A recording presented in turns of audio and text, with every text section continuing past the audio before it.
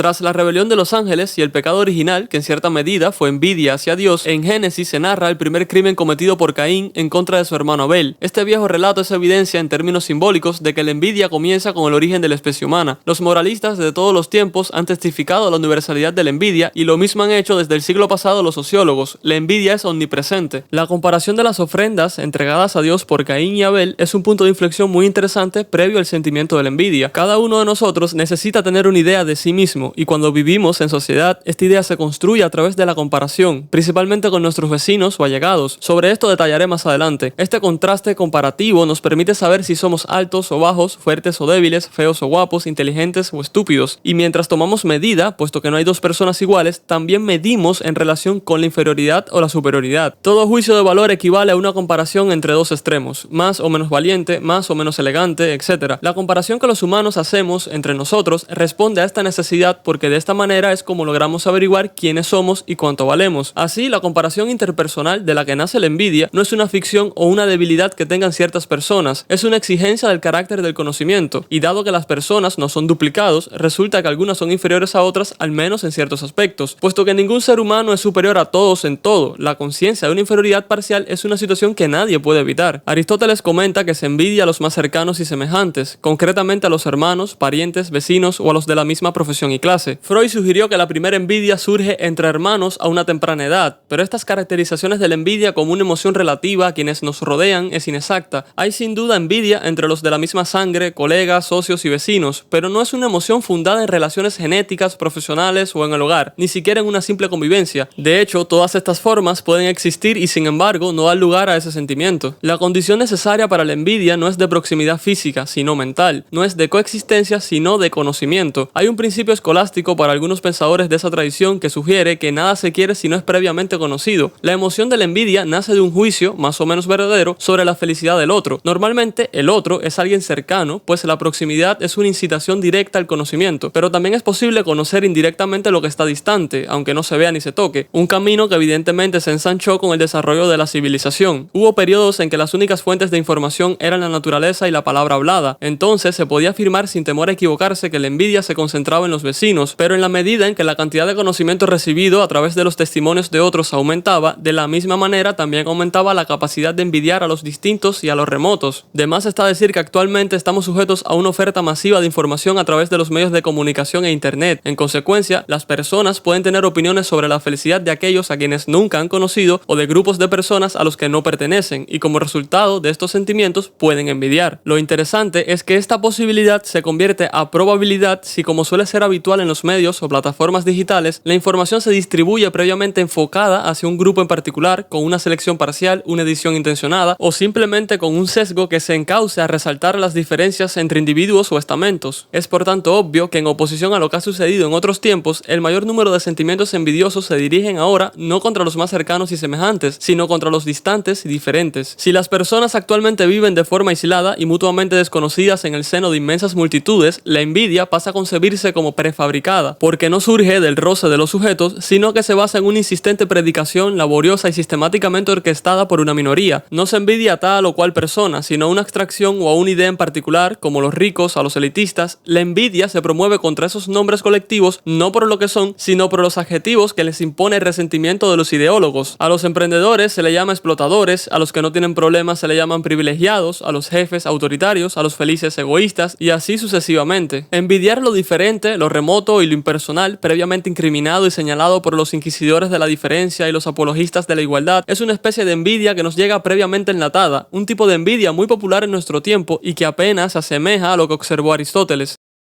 Uno puede admitir el orgullo, la avaricia, la lujuria, la ira, la gula y la pereza, e incluso puede jactarse de ellos, pero hay un solo pecado capital que nadie está dispuesto a reconocer: la envidia, un pecado oscuro, oculto y eternamente disfrazado. La persona envidiosa evita ver esta emoción como lo que realmente es, porque es capaz de racionalizarla hasta la deformidad, y su silencio tiene dos motivos que podemos definir claramente, uno técnico y el otro moral. En el primer caso, porque lo que se envidia suele ser inaccesible, algo que no puede duplicarse ni transferirse, como el talento o la belleza, o cuando se trata de algún bien material. La envidia no cesa a menos que la persona envidiada pierda ese atributo. En muchas ocasiones, el resultado de su desgracia no puede dejarse al azar, sino que el envidioso suele suele participar activamente en el proceso. Por tanto, es una cuestión de eficacia acechar en silencio. Los reclamos sociales solo permiten el despojo de aquellos bienes que son retenidos injustamente. La envidia, sin embargo, es sufrimiento causado por los bienes de otros porque otros los poseen, no porque los disfruten injustamente. En todo caso, eso no sería envidia, sería indignación. Si la envidia se hiciera pública, entonces cualquier acción emprendida para eliminar su causa sería considerada socialmente ilegítima. Hacer pública tal emoción descalificaría automáticamente la intención de satisfacerla. Para obrar contra su víctima en las mejores condiciones, la persona envidiosa debe vigilar sus sentimientos y fingir tener otros que sean más aceptables, siendo la estrategia más frecuente disfrazarse de alguien caritativo o justo. Esta hipocresía es una necesidad táctica, pues si el secreto se hiciera público quedaría neutralizado en la práctica. En los restantes vicios del alma, hacer gala de su padecimiento no los priva de autoridad e incluso puede ser un activo, algo de lo que sacan provecho. La persona orgullosa ve cómo aumenta su distancia frente a otros cuando estos se dan cuenta de su orgullo. Al avaricioso, la gente deja de pedirle favores. La fama de la persona sensual es un atractivo complementario. Quien se altera con facilidad normalmente suele ser tratado con más cuidado. El refinado tiende a ser selectivo y la persona perezosa se suele apartar de las tareas que requieran esfuerzo. En cambio, la publicidad y el anuncio es el talón de Aquiles de la envidia. Cuando se descubre, pierde su aguijón. De ahí que la técnica más pasiva y cautelosa sea el silencio. El envidioso finge ignorar los bienes, la posición o las cualidades de la persona envidiada, y si tiene que enfrentarse a ellos, finge ignorancia, sorpresa o falta de interés. No es cierto que pueda borrar de su mente a la persona envidiada mediante un acto enérgico de voluntad. Más bien, teniéndola presente, finge no saber de su existencia. En el seno de las minorías, la envidia compartida suele traducirse en conspiraciones de silencio. Hay un gran número de pensadores y artistas a quienes sus contemporáneos han negado no solo el reconocimiento, sino incluso el desacuerdo. Es un intento de eliminación por ostracismo espiritual, una persecución por omisión. La más hipócrita de todas las envidias es la que se hace pasar por desprecio. El silencio del envidioso es el arte de destruir al yo. Si por razones objetivas o subjetivas el silencio no es posible, el envidioso se vuelve entonces hipócrita, subrayando y multiplicando lo negativo, haciendo marginal o simplemente omitiendo lo positivo. Nada humano es perfecto y por tanto todo adolece de insuficiencias. Con una extraordinaria sutileza discriminatoria, el envidioso pasa por alto lo que está bien hecho y rebusca lo que falta. Encuentra mediocridad intelectual en los atletas, debilidad física en los genios, insensibilidad estética en los científicos, falta de conocimiento en los artistas, extravagancia en los innovadores, una intención peyorativa que cubre todos sus juicios. Si el pensamiento es profundo, es oscuro. Si es verdadero, es aburrido. Si es brillante, es una exageración. Si es devastador, es sofístico. Si es convincente, es dialéctico. Si es exacto, es incompleto. Si es bello, no es riguroso. Y así sucesivamente. Y cuando no hay más alternativa que admitir algún mérito, entonces queda todavía la comparación con el ideal al que debería o podría haber llegado. La hipercrítica envidiosa solo procura empequeñecer lo grande, y su siguiente paso es la actitud ad hominem. La obra podrá ser más o menos buena, pero el autor deja mucho que desear o es simplemente despreciable. Tiene un antepasado defectuoso, un hermano delincuente, un esposo infiel o un hijo sinvergüenza. Al desacreditar al autor o a su entorno íntimo, el crítico pretende socializar su obra y sobre todo minar su bienestar para que la inferioridad sentida en la felicidad lo sea aún más en la desgracia. Y por si fuera poco, todavía queda la calumnia, una técnica un poco más arriesgada que las anteriores, pero el envidioso prefiere ser llamado calumniador antes que envidioso. Si no es capaz de postergar, rebajar o acusar, sustituirá el bien real por un mal imaginario. El silencio niega la existencia del envidiado, la hipercrítica niega el valor, la difamación acentúa lo defectuoso, pero la calumnia ya es el pináculo de la maldad. Estos son los 4 caminos cardinales que bajo el pretexto del rigor transforman la superioridad del otro en insignificancia, imperfección, deficiencia o perversidad. Estas prácticas ponen de manifiesto la refinada astucia del envidioso, dejando en evidencia que se trata de un sentimiento entrenado y de una catarsis de extraordinaria complejidad y sutileza. Ni su entrada ni su salida son espontáneas o elementales como lo son todas las demás emociones instintivas, sino más bien complejas y elaboradas como lo son todas las funciones superiores de los humanos. La práctica de estos métodos de confusión crea hábitos mentales que se vuelven contra el envidioso. Lo que comienza con una intención de deformar termina con una mente deformada. Hay personas envidiosas que solo pueden ver lo roto, lo corrupto, lo falso y llegan al punto de que son incapaces de regresar, no por malicia, sino por una cuestión de inercia y costumbre. Finalmente el envidioso pierde todo sentido de la realidad, casi no puede disfrutar de nada, pues tropieza con lo valioso mientras es consumido por lo negativo. La envidia termina imponiendo una aguda miopía intelectual y una ética invertida selectiva, raíz de una creciente frustración, desencanto e infelicidad. No todo el que está amargado es envidioso, pero la envidia omnívora conduce a la amargura y al aislamiento. Retomando el otro motivo moral que explica no solo el secreto de la envidia, sino también el autoengaño de su portador, podemos apreciar en una mirada reflexiva a su interior que la persona envidiosa se avergüenza de lo que siente, porque a diferencia de otros pecados, la envidia carece de una dimensión positiva que sirva como excusa para su sentir, aunque solo fuese de manera parcial. Una vez más, el orgulloso tiene cualidades verdaderas y confianza en sí mismo. El avaricioso tiene ambición, austeridad y disciplina para el ahorro. El sensual tiene ternura y vitalidad. El irritable tiene fuerza y coraje. El insaciable tiene salud y prodigalidad. El perezoso es elitista e ingenioso. Pero la envidia no tiene ni un solo punto a su favor, siendo totalmente mezquina y negativa. No hay justificación alguna en sufrir por la felicidad de otros y en disfrutar de sus desgracias. En la profundidad de la conciencia moral es difícil ser capaz de reconocerse como alguien objetivamente malo, y en general casi todos nos autodenominamos como buenas personas. Solo cuando revisamos una acción pasada desde el arrepentimiento emerge la culpa. Al ser la envidia un estado anémico constante y no una acción puntual en un momento determinado, somete a una distorsión mental permanente para evitar el horror de verse a uno mismo actuando de forma perversa. Se reinterpreta constantemente la realidad para no colapsar ante la propia imagen deformada, y esta maldad absoluta de la envidia es la razón ética por la cual quien la sufre debe mantenerla oculta incluso de sí mismo. Ocultar la envidia no es un simple dato psicológico, es más bien una decisión humana resultado de un complejo proceso racional. Es fácil ver que la envidia se origina a través de un razonamiento más que de un instinto elemental como la sensualidad o la agresión. No se envidia porque el código genético así lo dicte. La envidia es la más intelectual de nuestras emociones, no solo porque carece de cuno hormonal, sino porque a pesar de sus falsas premisas, su origen está en la razón. Aún así es importante mencionar el carácter sentimental de la envidia. Se suele comentar que los humanos tienen a su disposición tres sistemas básicos para guiarse en el mundo: el instintivo o condicionado, el emocional o sentimental y el lógico racional. Compartimos los dos primeros con otras especies y el último es en este planeta de nuestra exclusiva propiedad. Los sentimientos muestran, entre tantas, dos deficiencias fundamentales: pueden confundir o pueden incluso cegar las facultades discursivas, suministran información rudimentaria, mixta y difícilmente comunicable, e incluso falsa sobre la realidad. Elegir entre varias opiniones basándose únicamente en los gustos y disgustos que inicialmente nos inspiran, guiándonos solo por la afectividad que nos producen, suele ser un error, debido a que brindan una información muy inadecuada sobre la realidad y son inútiles para predecir con un mínimo de aproximación. La interpretación emocional de la realidad es tan imprecisa y subjetiva que en la práctica se anula a sí misma como fórmula cognitiva. La envidia es un sentimiento y por tanto es algo que no pertenece al nivel superior. Es además un hecho tan universal que se ha proclamado que constituye una inclinación instintiva de la especie humana y sin embargo se ha convertido en uno de los procesos afectivos más racionalizados, de modo que más bien se asemeja a un fenómeno mental. Aún con estas, su refinamiento y complejidad lógica no le atribuye más vitalidad que al resto, sino todo lo contrario. De ahí que la envidia no se quiera ni se conozca, se sienta. No es ni volición ni conocimiento, es sentimiento, pero de los dolorosos e intencionales, un desagrado provocado por algo exterior al sujeto. En este sentido, no es un estado que está motivado desde dentro como el hambre, no es un dolor físico localizado, ni una emoción psicosomática o conmoción intensa. Es un displacer general, pesado, duradero, y su reflejo corporal es apenas notorio y perceptible. Desde la época de los clásicos se ha dicho que la envidia es el dolor por el bien ajeno. El propio Aristóteles mencionó aquellos bienes que, como las riquezas, incitan a la envidia. Sin embargo, nadie envidia un tesoro abandonado, simplemente lo desea. Para que algo sea envidiado, debe ser valioso y debe pertenecer a otro. Este pertenecer a otro es esencial, ya que no hay envidia sin un propietario, porque lo que se envidia no es el bien en particular, sino el gozo que normalmente conlleva para su dueño. La preocupación del envidioso es la felicidad de su prójimo, pero no todas las formas de felicidad son envidiadas. De hecho, ni siquiera es esa felicidad en su totalidad, sino aquella porción concreta que le devuelve el reflejo de su propia carencia, donde lo que realmente arde no es el carecer, sino sentir que la brecha nos acorta. De ahí que su dolor no tenga un horizonte de alivio. Este tema de la comparación respecto a la felicidad ajena es interesante porque no hay una manera objetiva de medir dicho nivel de felicidad en una persona. Cada uno es feliz a su manera y no cabe duda de que mayor poder o mayor riqueza no conllevan necesariamente a mayor felicidad. Entonces, lo que suele ocurrir es que el envidioso se coloca en el lugar del envidiado y llega a la conclusión de que en una situación hipotética él sería más feliz. Ojo, también es posible que el sujeto se sienta tan infeliz que cualquier supuesta felicidad del otro le parezca superior. En cualquier caso, toma una ficción como certeza que lo conduce a dos caminos. El primero es un impulso constructivo de emular la posición del otro sujeto, si es que tiene la esperanza de alcanzar esa posición, y el segundo camino conduce a la envidia propiamente dicha si esa esperanza muere. Sobre este primer camino hablaré con más detalle en el segundo video sobre cómo evitar la envidia, porque neutralizar el malestar que produce la propia inferioridad intentando alcanzar del nivel de quien es mejor es un método mucho más sano que menguar dicho sentimiento, contrario al segundo camino donde la envidia apunta a suprimir el dolor causado por la propia frustración rebajando a la otra persona. La emulación motiva a elevarse uno mismo, la envidia a quebrantar a los demás. Al envidioso no lo domina el deseo de ser más, sino más bien el de hacer menos al otro. No hay una voluntad de mejorar, sino de nivelarlo todo. Aunque cabe mencionar que no toda envidia se fundamenta en la voluntad de poder ni en un complejo de inferioridad, pues quien padece un complejo de inferioridad no se siente inferior a alguien en algo, sino a la mayoría en casi todo. A diferencia del envidioso, no es una persona que se encuentra ocasionalmente en una situación subordinada, sino alguien que se considera a sí mismo en un estado y constitución de inferioridad. Quien sufre un complejo de inferioridad carece de impulso propio y tiende a ser tímido y resignado, mientras que el envidioso tiende a la desesperación y el resentimiento. Hay muchas cuestiones políticas que vinculan a la envidia como resentimiento. Particularmente a los comunistas se le tilda de resentidos sociales